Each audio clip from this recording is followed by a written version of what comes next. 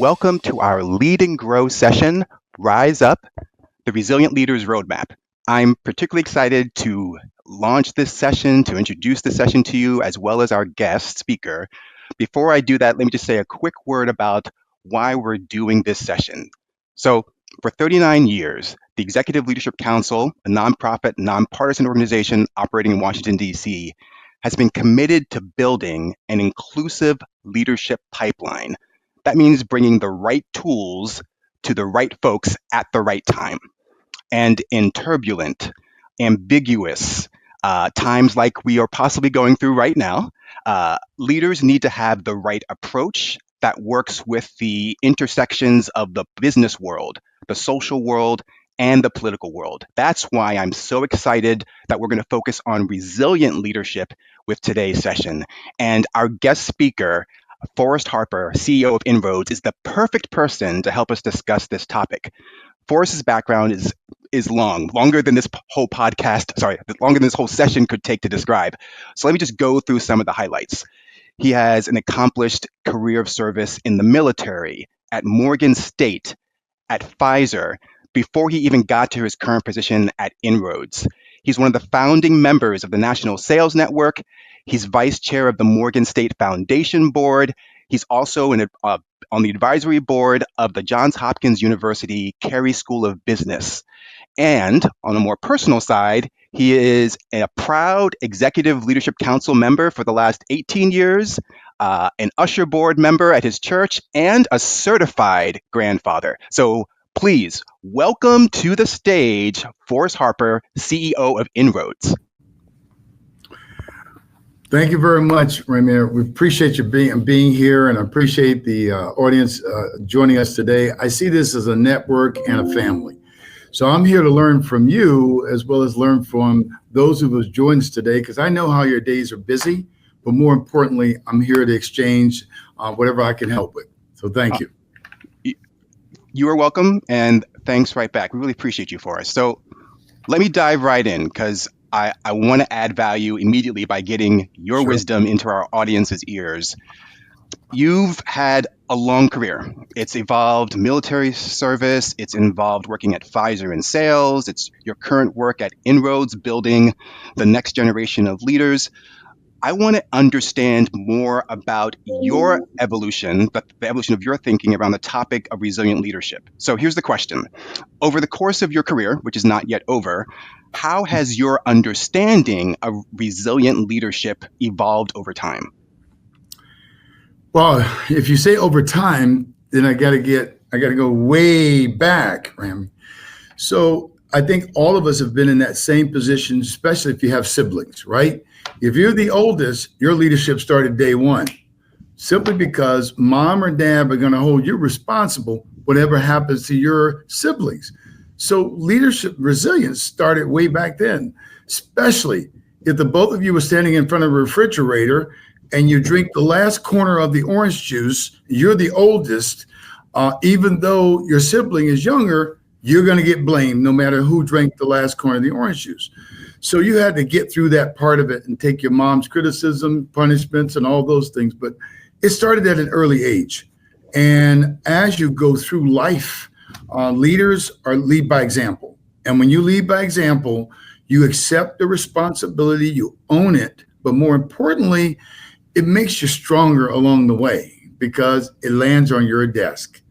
And so when you hear the phrase, the buck stops here, that begins that resilience, because you got to work through that. There's nobody in after the door closes, and there's somebody, only you got to take that responsibility. And you toughen up, you get stronger from that. Now, Forrest, you have a particular definition of resilient leadership. I'm going to ask our production folks to bring that up. But, sure. And I'll read it, and then I want you to talk through it, because the way that you describe resilient leadership might not be the way most people are used to hearing it. So for you, in response to the question, what is resilient leadership? You say resilience is the courage to not only endure great challenges, but get stronger in the midst of them. Talk us through what you mean by this, how you got here. Well, it starts with courage. As a leader, you're going to be given assignments. You're going to accept assignments that you have no clue what the next step is going to be, Your focus is the North Star, and it's what you've got to achieve that you've been assigned. But it takes the courage to really break through and get people to follow you. And fellowship is much as important as leadership, because they're looking at you saying, who's going to go first? And we all remember who's going to cross first, and then people will follow you. So it starts with courage, the courage to know that you're going to make mistakes, but at the same time, it's not easy to step up with courage. And courage is not to be taken lightly. On some days, you're going to get up, you're going to look out, you're going to say, wait a minute, there is no way we're going to do this. However, let me put my boots on, let me get ready to go and build that courage along the way, particularly when those times when you make mistakes. And you get stronger. Even if you don't get to the goal on time, you don't make the numbers on time, you don't make the business case, or you fail a presentation, it all took courage to get there. I really appreciate that. Production, I'm going to have you take the slide down as I ask this follow-up question for us. So it's clear to me it involves courage, because you're taking responsibility not only for your leadership, but the example that you're setting for others who are following. I want you to talk a little bit about why resilient leadership is so important, especially now. I think there's something your mama might have told you that relates to this.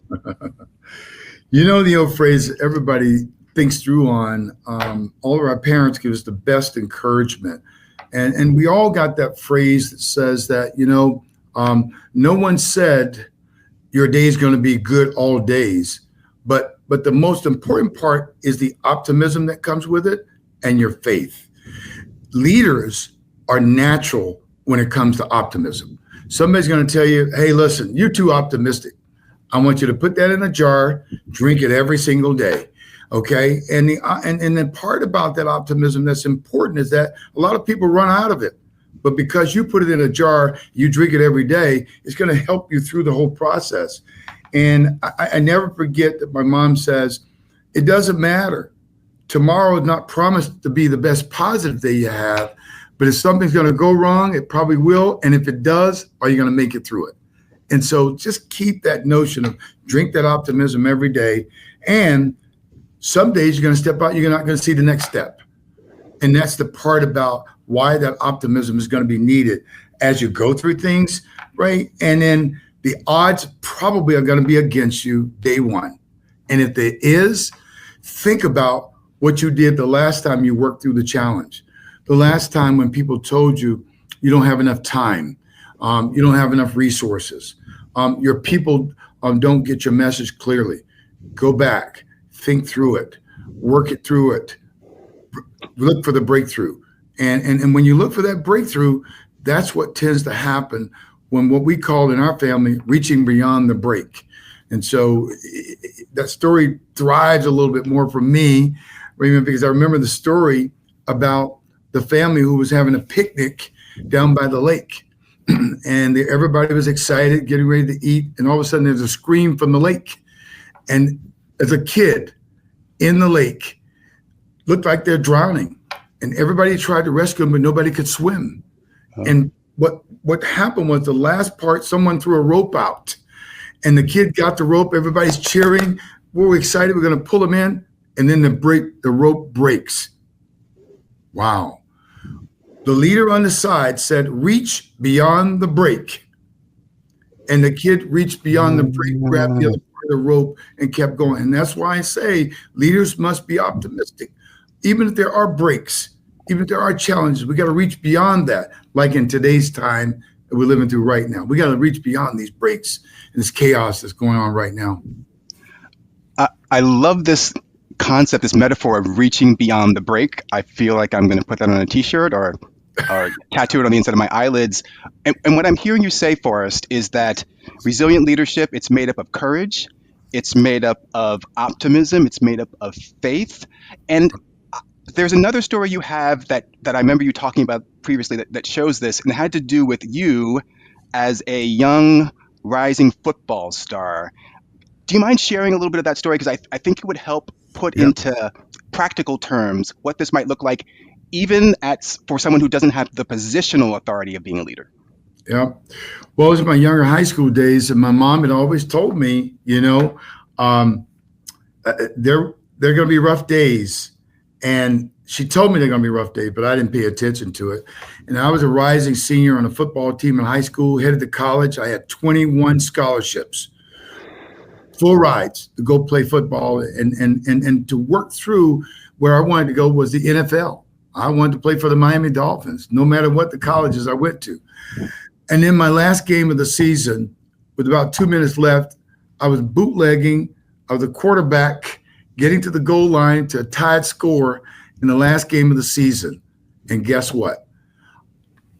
The defense tackled me, and I snapped my knee in a bad position, almost like juju that just happened 2 days ago. Wow. I felt sorry for her because I remembered myself. I had all my dreams in front of me, had scholarships, ready to go to college, and all of a sudden, gone. And that resilience that my mom worked me through, I later went on to get surgery and found out that the team doctor who gave me surgery, my mom woke me up after the surgery and she says, "Looks like you're going to be all right, but I got bad news for you. He cut the wrong side of your knee first and then had to start all over again." And that delayed me from going to college. And so when I say work through resilience, I mean you may go into battle at the bad news, as a disruptive day, on things that people are getting on your nerves, but you got to work through it. You just got to put that resilience right in front of everything you do. Mm-hmm. And that helped me become a leader in the future because I went on to go to college. I gave up football, but became an Army officer. So I really, really thought through this whole part about why am I resilient? It started a long time ago. Yeah, it's so clear to me that this is not a new fad. This is your belief in the power of resilient leadership has a long history. And I want to underline and amplify something you said there about battle after battle after battle. It's clear to me that we don't want people leaving this conversation thinking that being a resilient leader is going to make their lives easier, because we don't control that. There's going to be battle after battle after battle. I think what you're saying, though, is that resilient leadership will help you be successful in the midst of all of those battles and challenges that are going to keep coming one after the other. May not get easier, but you can still perform, you as well as your team. Am I hearing that right? You are. And the battles are not just your battles. The battles are your team's battles. The battles are your followers. They're going to come to you with problems, with challenges. You got to be there for them because they look for you to listen. And when you listen to their battles and their challenges, whether it's health, whether it's success in the job, personal, you're taking on those on your shoulders too, because you're a leader. And that's what leaders do. They take on the followers' challenges and they help them, coach them through it. So it's not just your battles, it's the battles of others, because you've been asked to be a servant leader. And that's my creed about what success about leadership is, about being a servant leader. I appreciate that reframe for us, particularly because it helps me understand that my ability to be a resilient leader is not only about me being resilient, but helping support the resilience of others. I want to pivot to accountability, but before I do that, I want to let folks watching. I have Forrest Harper here from INROADS talking about resilient leadership and how it's important now more than ever, given turbulent social, political, business times. I have questions all lined up. We want to make sure we get your questions too. So please drop them into the chat. Our team will capture them for us so that I can ask Forrest in about 20 minutes or so. So please keep dropping your questions in. All right, let's go to accountability, because it might surprise people, might not surprise others to understand that accountability is a huge component of being a resilient leader. So here's the question. What does accountability really mean, and how is it connected to being resilient? So redefine accountability for us in a way that you've seen work in all your different settings: academia, not-for-profit work, military, business. Help us understand it, and then tell us why it's so important. Well, the first thing that comes to mind is that I have mentors who taught me a long time ago throughout my life that you lead by example. And if you want to take the responsibility, remember that leadership is a privilege. It's a privilege to lead. And when you take that kind of responsibility as a privilege to lead, then accountability has to be the anchor. You lead by example. You first hold yourself accountable. So if you say show up on time at work at 3 o'clock, don't show up at 3:05 or 3:01. You've got to show and demonstrate that accountability. And with that in mind, I was given by one of my mentors that I call virtual mentors, which is one I respect a lot. It's Colin Powell, one of our greatest generals and leaders in our time. And Colin Powell, General Powell, created these 13 traits of a leader. And one of those traits was about accountability. And when you look at it, he had this rule about you're the leader, you lead by example, hold yourself first accountable and allow others to hold you accountable. But more importantly, it's about what I call a simple phrase that I read in a book called the Oz Principle. And the Oz Principle says that see it, own it, and do it. And so it reminds me of that. If you're the one that saw something that's a challenge, own it and do something about it. And I referenced that book to you because it's one of my referrals, but I take it personally because being married for 43 years, you go through the see it, own it, and do it all the time. And we have this rule in our house. If you're the last one up and there's dishes in the sink, you saw it, you wash them, and you put them away. Same thing with the laundry room. But more importantly, I'm making light of it just to say this. We have to, as leaders, understand that accountability is what we expect of others, then others expect of us. So the real ground rule principle is see it, own it, do it. Got it. Being accountable, I have to see it, whether it's an opportunity or a challenge. That's right. Own it, meaning I'm going to take the responsibility to do something about it. I'm not going to assume that someone else in the house or someone else in the business or someone else in the team is going to do something about it. That's right. And then I do something. See it, own it, doing it. That doesn't mean that I'm going to do it all by myself, though. Is that right, Forrest? That's absolutely right. You have to call that team meeting. Time out. We got a challenge here. We need to figure out what we're going to do about this challenge and work out viable solutions that can do what? Get things done so that doesn't repeat itself again. Sounds simple, but it could very well be reaching a goal or a target or actually working together on a very important project or leading sales or leading any type of challenge that's out there, operations, IT, it doesn't matter. The principle is still the same. If you see it, own it. It may not even be in your job description. Own it. And I hear that a lot. That's not in my job description. So what? See it, own it, and get the team together to help you do it and get it done. I like this. Now, let me ask this question. And if you need a moment to think about this, I'll understand. A lot of corporate professionals in particular, but let's just say professionals, they might be getting accountability wrong. I'm using air quotes there.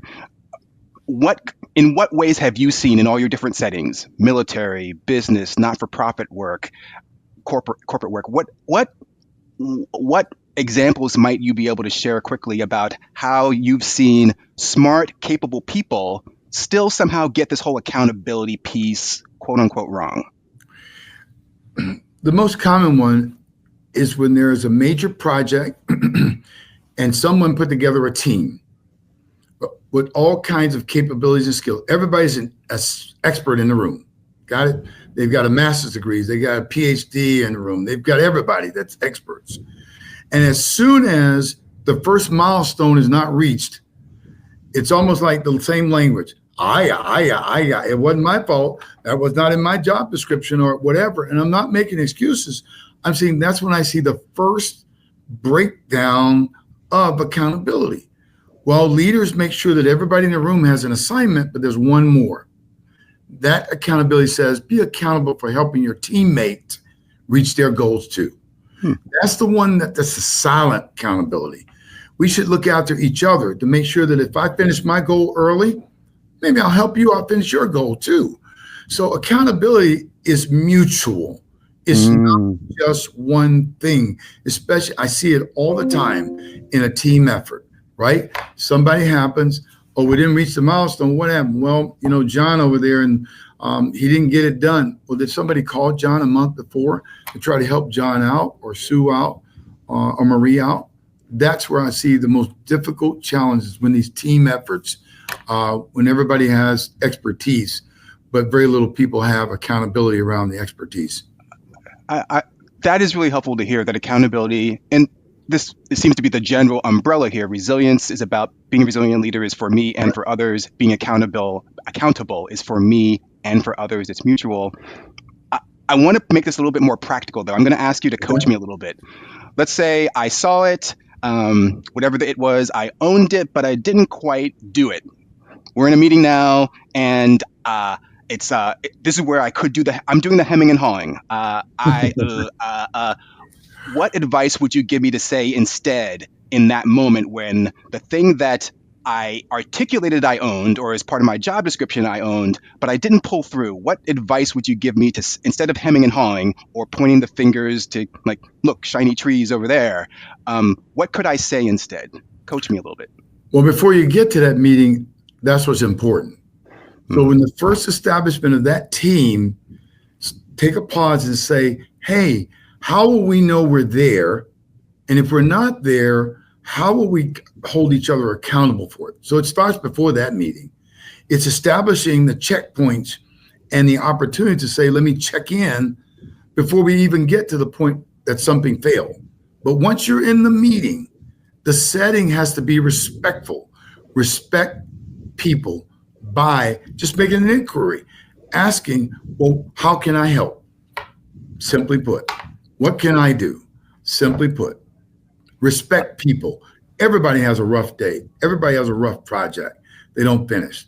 So respect people, because you may be in the same position, coming up short, not making the goals, and somebody's going to reach out, reach beyond the break, give you a hand, and you didn't even see it coming.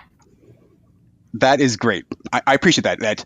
Don't let my first thinking about how I'm going to handle this accountability issue be in the meeting.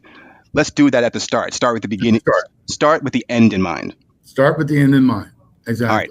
I want to pivot us to vision. We've talked about what resilient leadership means in general. We've talked about the courage resilient leaders need, the optimism they need, the mutual accountability they need to both exemplify and ask for, require from others.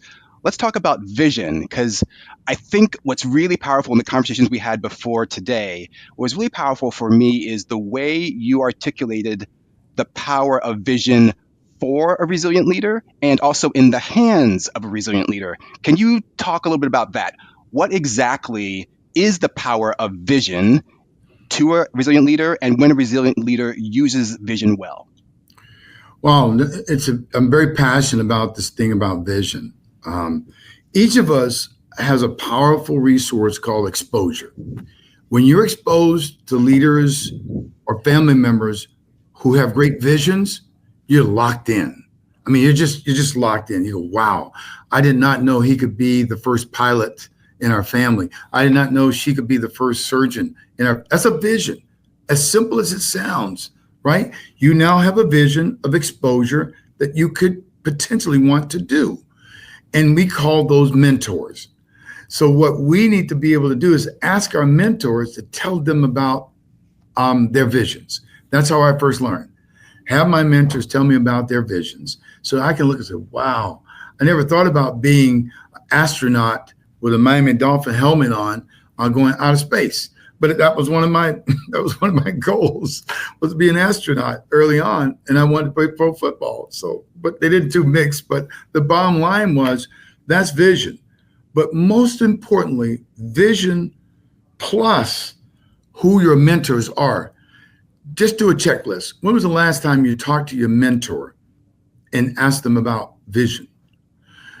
When was the last time you spent a good quality time with your mentor instead of a quick call and says, you know what, I'm in trouble, I'm changing jobs, I just don't know if this place is going to work out, I'm out of here, I got to get out of this place. Before those conversations, have a quality conversation with your mentors about their vision so that you can think through what your vision is. Now turn it to yourselves. The vision that I look for, I found it when I got my first role as a vice president working at a large pharmaceutical company, Pfizer. And I remember I was so excited and I was ready to take my team on to the next level of achievement. And the one thing that I did, I had these rituals in my vision. I get up in the morning, I work out, I go in my devotion, I read my scriptures, and then I put my Bible on my desk. That would be the start of my day. Nothing could knock me over. And my vision was that I wanted to make sure I was a servant leader, that I serve the people who followed me, and that would be my success. And so one day HR calls me and says, hey, listen, Forrest, need to talk to you. That's not good. When HR calls, I need to talk to you. I said, listen, we have a complaint from a few people who say they're intimidated because you have a Bible on your desk and they're intimidated to come in. I go, well, that shouldn't be the case. That's just part of my routine. So I put the Bible away. But about a week later, I went over to Barnes and Nobles and got a book that could help me ensure that my vision stayed intact and I could be a servant leader. And the name of that book is Jesus, the CEO. And when I got that book, I had different examples of how Jesus walked on the earth, and he had visions of things that would do well in his journey. And I took on those visions, and that's how I learned to have visions for myself. And so I recommend it for you. It's a good read, and nobody could complain about a book like that in the workplace. But anyway, that he did things through authenticity, through genuineness, through respect for people. That became how I let my vision out and what kind of organization I would join, what kind of problems I wanted to solve in the world, and what kind of challenges that would come before me. So that's how my vision got started. I appreciate that first, but I'm gonna make a friendly amendment. I'm gonna correct you on that. If I remember correctly, your vision of you as a servant leader didn't start there at Pfizer. That was a great example of it, but you actually, if I remember right, it was your granddaddy Mac, I'm gonna from whom you originally learned about servant leadership. Thanks for reminding me. My grandfather was a migrant worker, working the farms, and every morning he would get up and he would literally get up at 5 a.m. in the morning. My grandmother would be there. I'm about 5 years old, and I watched this dude. He was smooth. His name was Granddaddy Mac.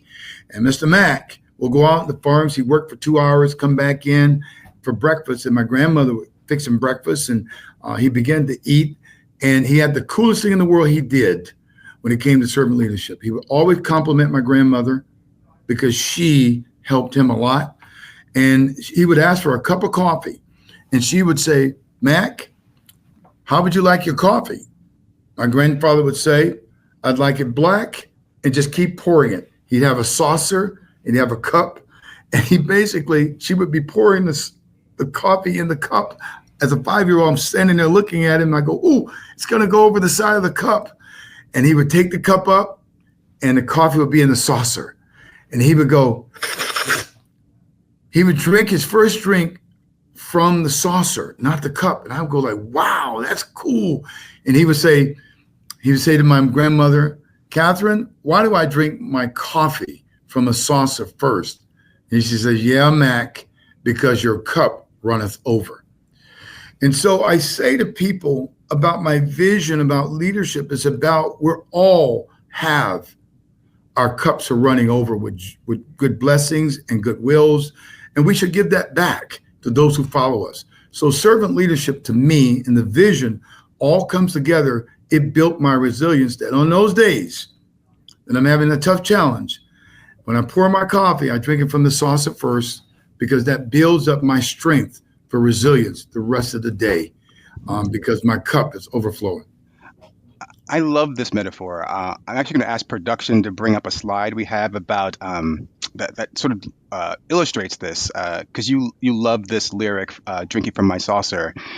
And Forrest, as you're telling that story, I hear two things. One, I hear that even though times are challenging, I've got a lot of really good stuff. We all have a lot of really good stuff happening. Our cup is overflowing. Let's recognize that. And let's start by acknowledging that. Let's drink from the saucer first.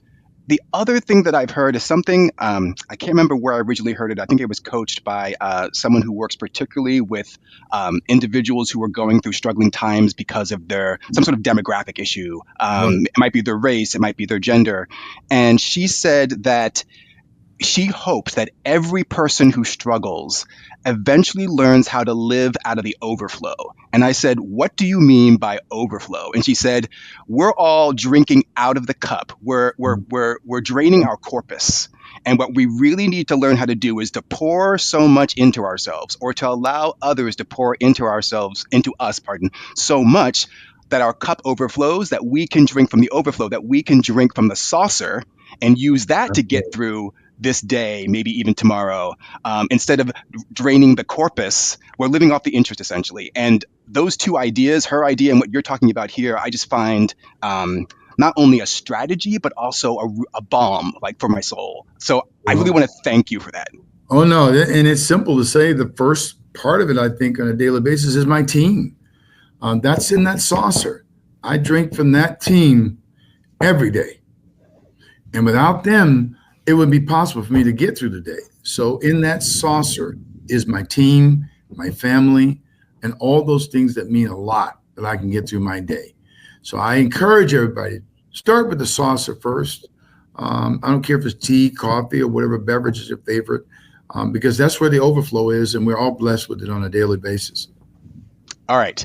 I'll have production take down that slide. I'm going to move to my last big question before we get to audience Q&A. So another word to the audience: if you have a question, the team is capturing them. I have some lined up, and I want to ask them. So keep putting those into the chat so we can capture them.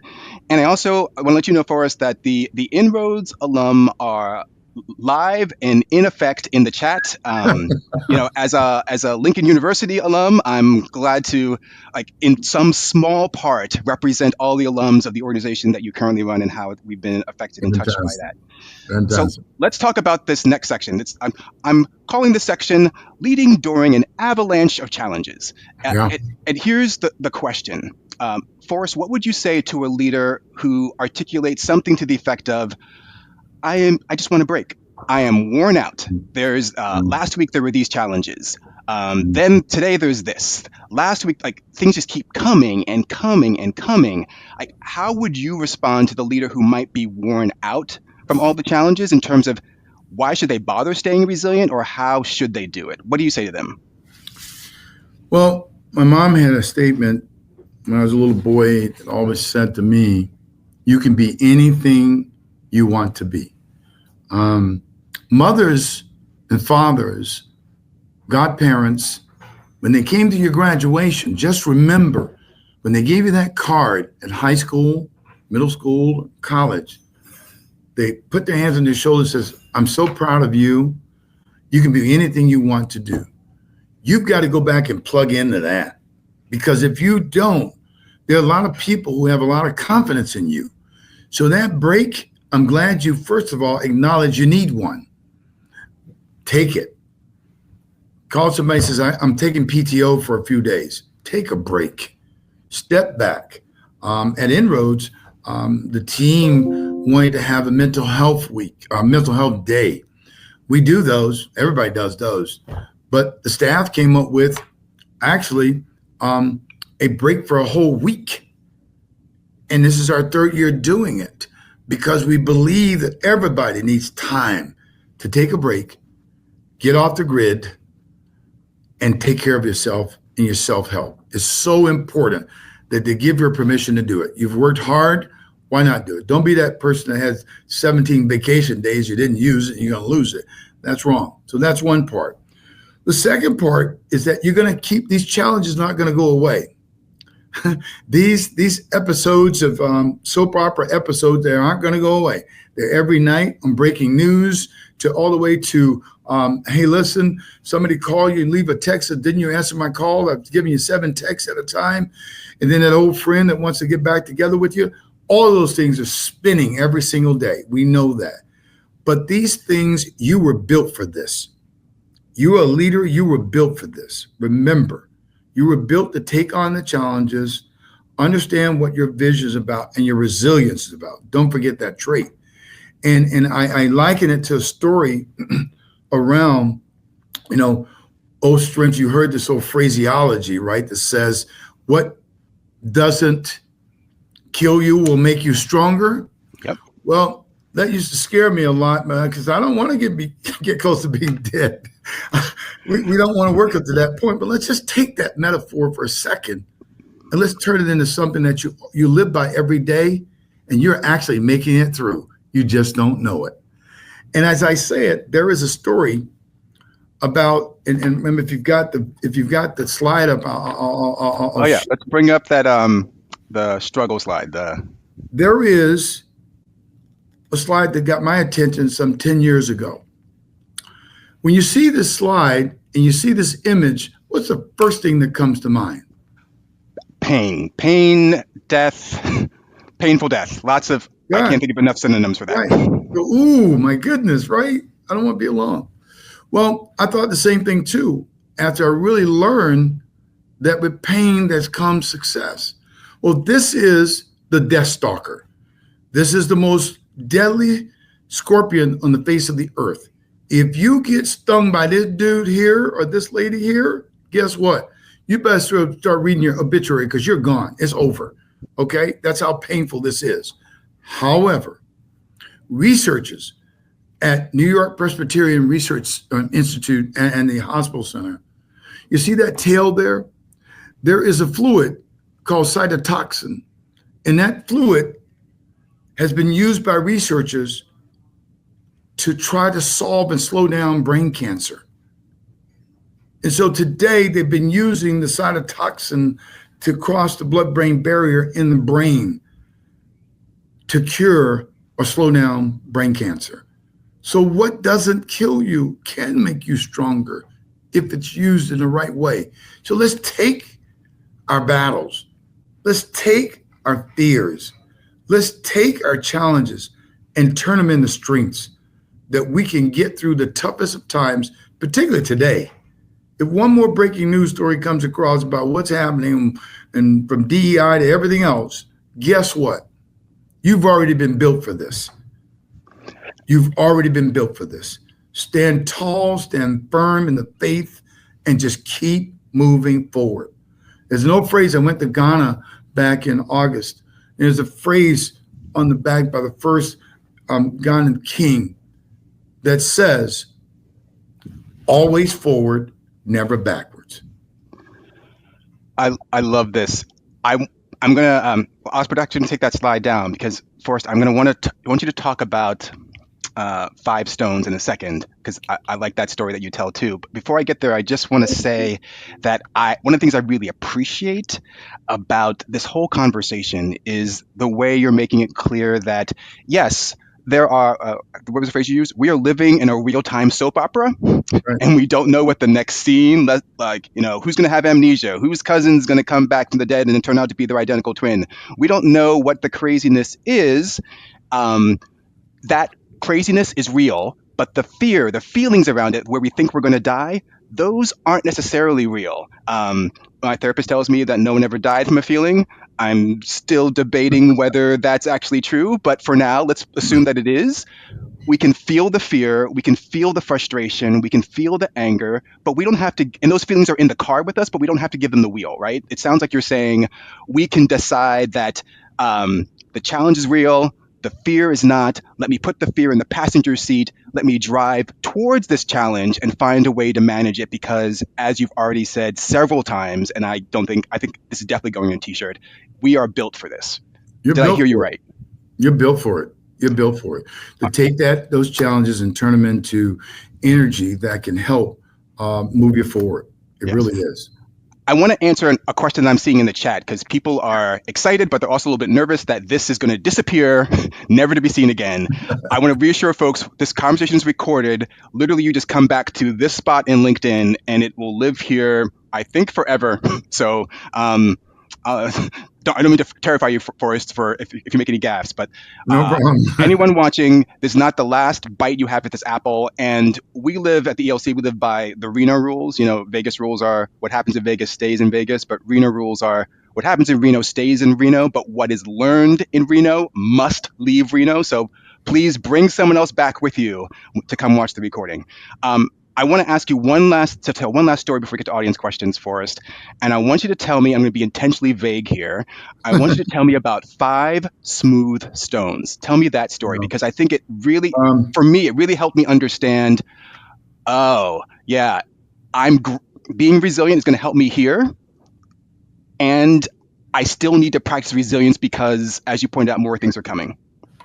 I do think it all ties in together with resilient leadership. You're learning every day, every hour, but you also have to resource yourself with tools and resources that can get you through that resilient period. And there's a story in the Bible that everybody knows, and there's a story that we all know so well, and it's the story of David and Goliath. And we knew that when David was selected out, he was the smallest dude, given an assignment that was like over, just nobody could believe you gave the assignment to David, the guy guarding the sheep. And but he was equipped with something. He was equipped with 5 smooth stones. And so we remember the story that when he faced Goliath, huge dude, okay, he took him out in 1 stone, 1 throw. First throw, 1 stone, took out Goliath. Wow, what a feat. We always talk about, we like to see people looking at the NCAA, see the small team beat the big team. We love that, right? Well, put yourself in that situation when it comes to resilience. And when you put yourself in a situation, you're going to come up with situations that twice as big as you are, but you got that 1 smooth stone to take them out. That's why you're a leader. That's why you're equipped with it. But guess what? What? He had 4 other stones. Forrest, why did he have 4 other stones? He had 4 other stones because Goliath had 4 other brothers and they were coming for him. So each day there's going to be a Goliath in your day. But if you keep those smooth stones, you'll be able to take out each one, just like the first one. Just remember, there's going to be other Goliaths and throughout the day, just like we're facing currently with the battlement of the value of inclusion. Do not stand down. Be encouraged. Be strengthen yourself. Remember what you brought to the table, and we believe in you. Okay? Do not back down. Always forward, never backwards. I love that story for so many reasons. I never thought about it in the way that you described it. And I also, there's going to be a question coming up in a second about what are the practical tools for building that resilience, that ability to live from the overflow, to drink from the saucer. But a thing of the many things that I appreciate about that, give me a second, it just flew out of my head, is that, it left me, I apologize. That's okay. Oh, no. Cancel. I came back. That part about strengthening yourself, continuously improving and developing. Don't think that you are fixed in the way that you are, because the underlying message one of the underlying messages I'm hearing from all this is resilient leaders continue to build and to grow and to grow. They don't just get here and stop.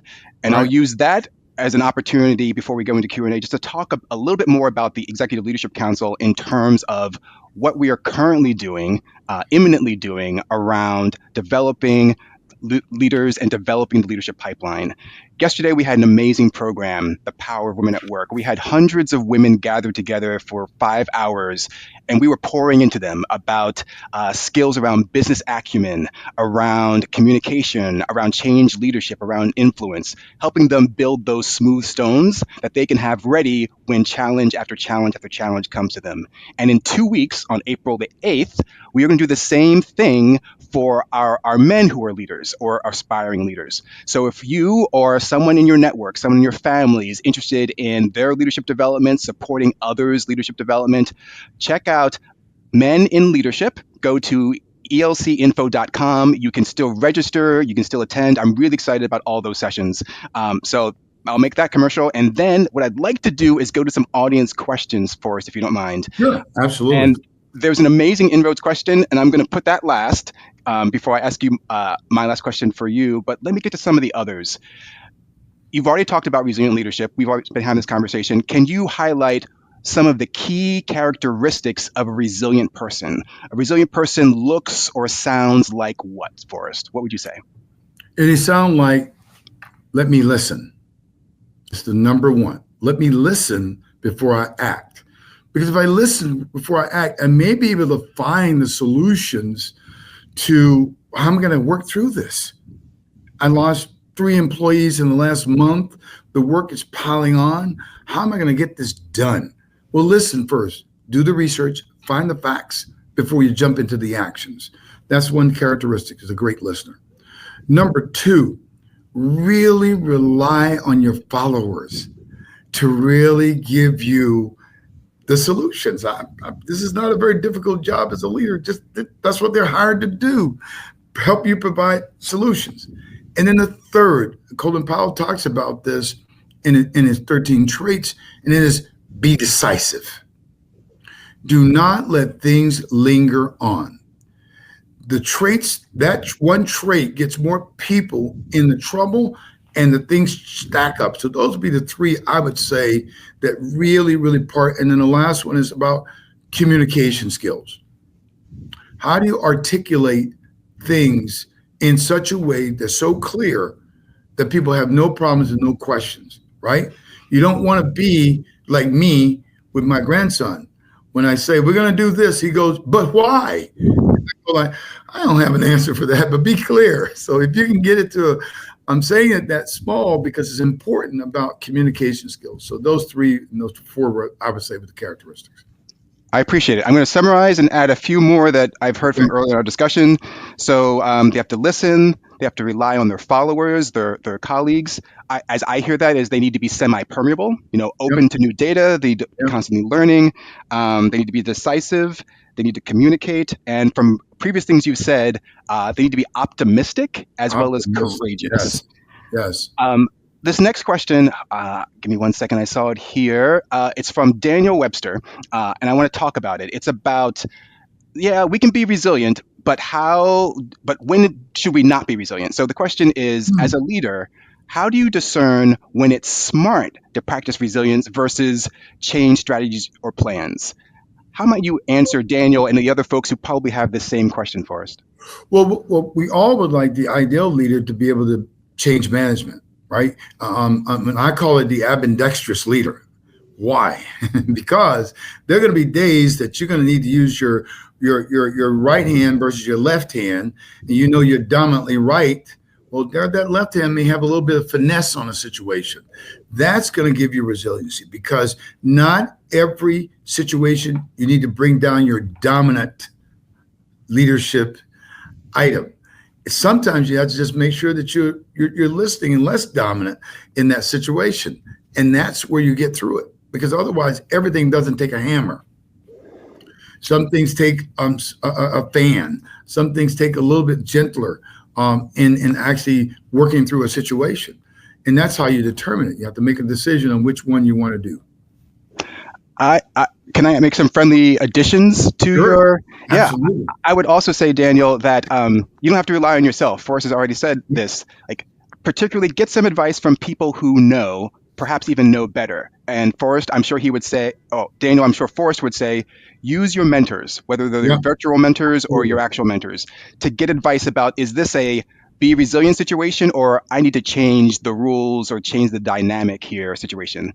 The other thing I would say is, and I'm not going to remember who told me this, and I'll get the quote wrong, but the sentiment right, that good discernment, being able to know when to use resilience versus not, is built from exercising judgment. So it's built from, discernment is built from judgment, which is only built by exercising it and making bad mistakes and learning from them. So sometimes you just have to try it, see how it goes, learn, and that helps you build your own discernment. So in addition to what Forrest said, Daniel, I would say ask people who know better and be willing to experiment and learn from yourself.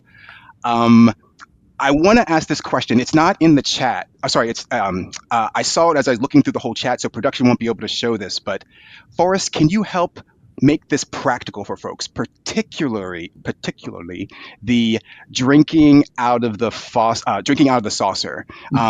Let me read this for you, because I saw this and my colleague saw it and she flagged it for me. Drinking from the overflow, it's a great idea, but without a practical way of applying it, it may seem like it's only theoretical for some people.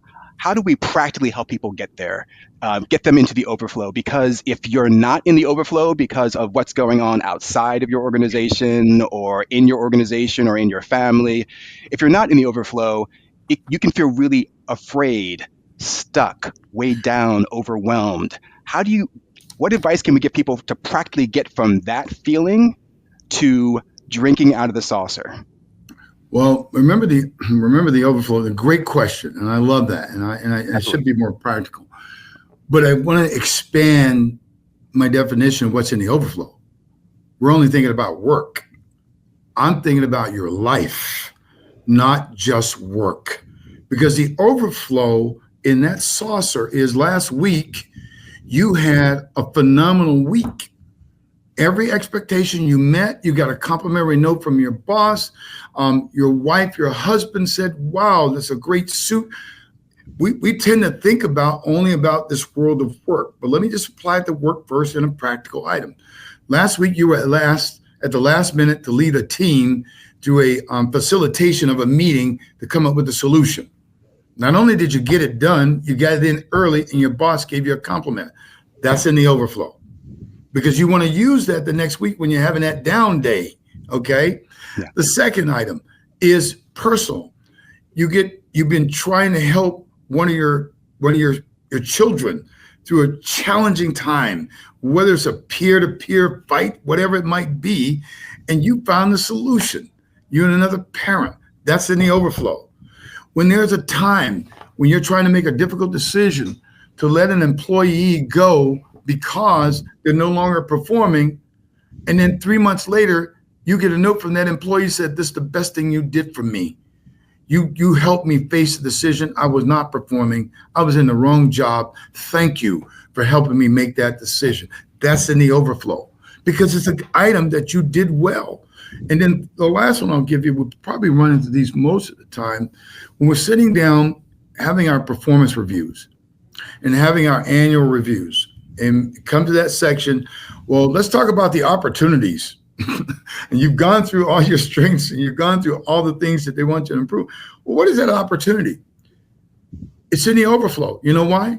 They just gave you the answers to the test by sharing with you where are the opportunities to improve. You have a choice. That's in the overflow. I had an occasion where I got a performance review. It was mailed to me in the mail. And my boss said, oh, just read it. It was horrible. It's the worst performance we ever had. But if you get it and you're able to talk to someone about your review and about your opportunities to improve, that's in the overflow because they didn't have to do it that way. You're not going to get a practical situation. And then last but not least, another item that stands in the overflow most often is when you get sage advice from your best friend and you don't think they know what they're talking about. That's in the overflow because they don't have to tell you. They can let you walk blindly into the wall without you knowing. So the overflow is more than just what's at work. It's your life. Yeah, that's in that overflow. You've been blessed. I love the way you redefine the overflow. I'll add two things. One that we've learned from our work at the ELC, helping build that inclusive leadership pipeline, but one that you said earlier, and the overarching headline is, don't treat this like a solo sport.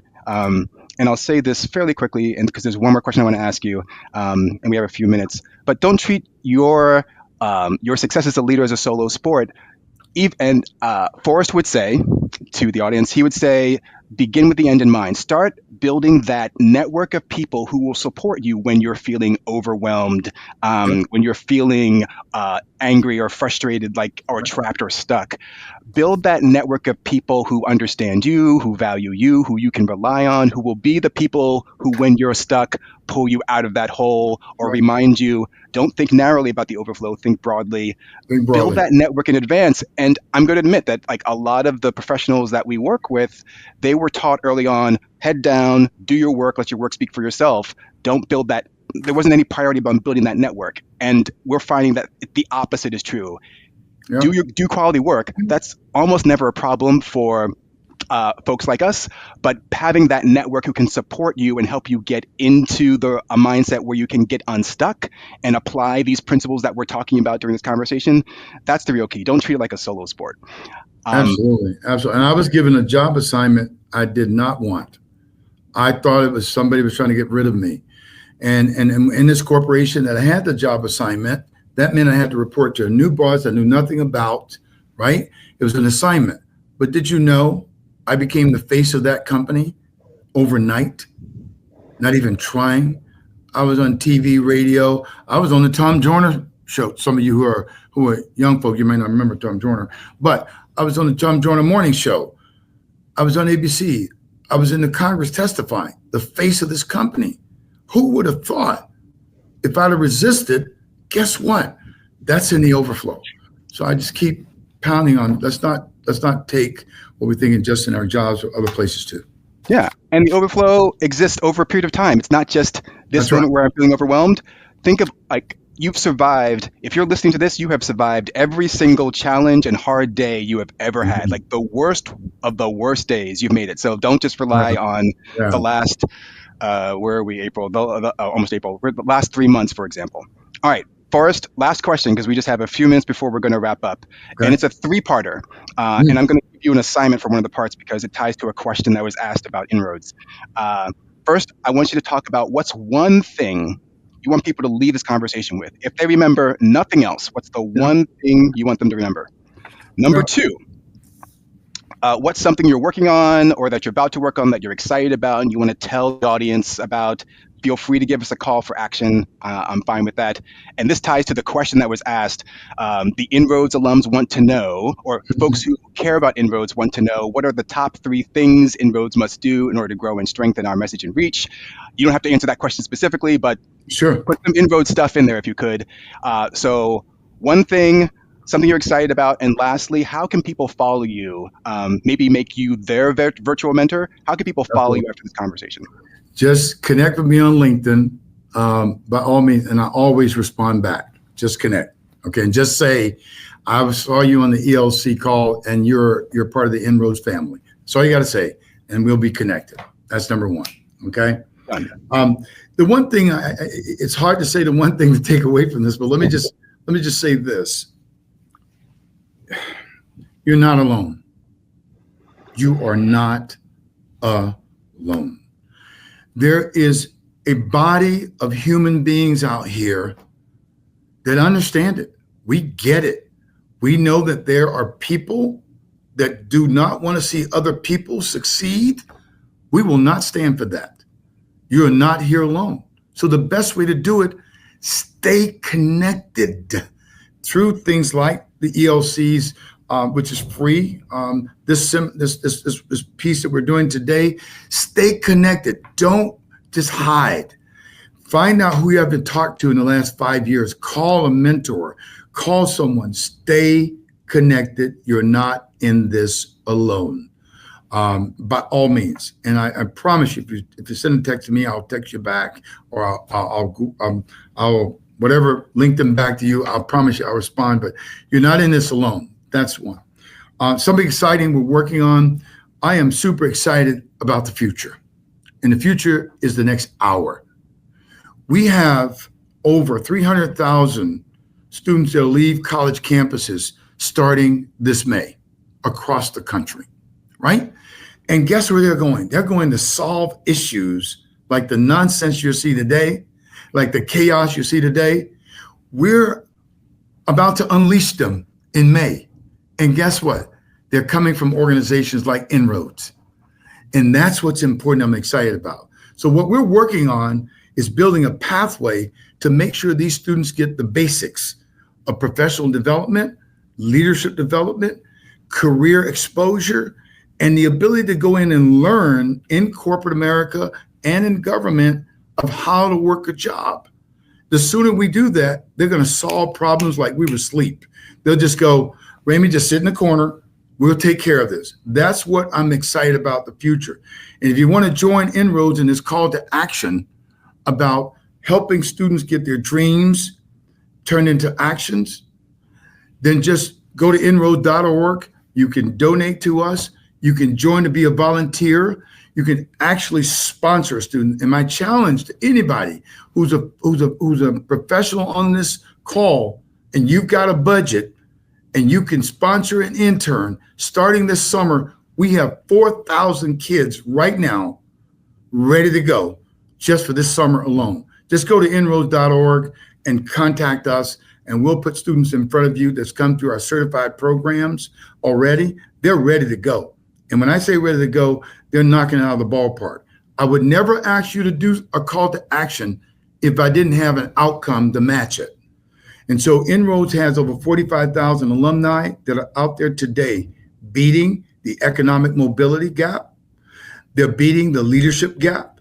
They're beating the actual gap to help their communities. They do it every single day, and they are our best asset. And as I come to you today, I thank you, because when I see the notables like a Sterling K. Brown, oh yeah, the actor got his start at INROADS. Aloe Block, musician, oh yeah, and one of only 8 female CEOs in the Fortune 100, Thasunda Duckett, President CEO of TIAA, all came through INROADS. Yes, we're going to take credit for her early start. We don't have no shame to do that. No, that's fair. That's fair. That's fair. We're going to do that. But more importantly, we got work to do. Why do we have work to do? There's some pain out there that we got to solve. One of those pain points is that there are 42,000 paid internships across 200 corporations in America. Less than 8% are African American. Less than 7% are Hispanic. On and on and on. There's pain in America. We got to solve this pain, and INROADS can be part of that solution. So thank you so much for giving me the opportunity to talk through that and any other questions you might have. Thank you, Forrest. I want to thank, on behalf of the entire executive leadership team, particularly the Lead and Grow series team, I want to thank you for the treasure of your time and your talent. For all of you who have been in our audience, please feel free to come back to this recording, share with others, and I hope that this has been worth the privilege of your time and attention. Have a great day. We'll be back soon, but please check out INROADS as well as the Executive Leadership Council for opportunities for you and others to address the pain, to build the pipeline for the future. Please take care. Thank you.